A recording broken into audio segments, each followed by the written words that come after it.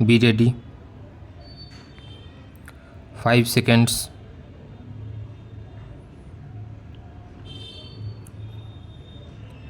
Start.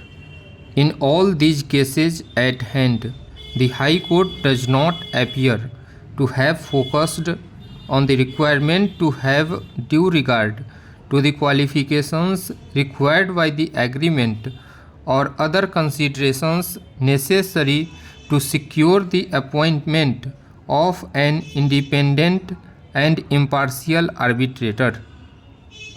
It needs to reiteration that appointment of the arbitrator or arbitrators named in the arbitration agreement is not a must, but while making appointment, the tuned requirements of subsection 8 of section 11 have to be kept in view, considered and taken into account.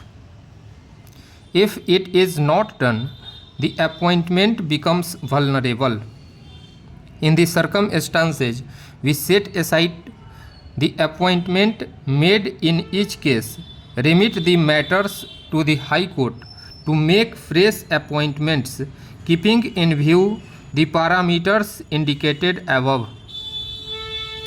In the aforesaid decision of the case of Northern Railway Administration held that the High Court in the said case did not appear to have focused on the requirement to have due regard to the qualification required by the agreement or other conditions necessary to secure the appointment of an independent and impartial arbitrator. In the aforesaid decision, this court also concluded that since the requirement of subsection 8 of section 11 was not at all dealt with by the High Court in its order, the appointment of an arbitrator without dealing with subsection 8 of section 11 of the Act became vulnerable, and accordingly such appointment must be set aside. Similar is the position in this case. In this case also, before appointing an arbitrator under section 11 within bracket 6 of the Act, the High Court had failed to take into consideration the effect of section 11 within bracket 8 of the Act as was done in Northern Railway Administration.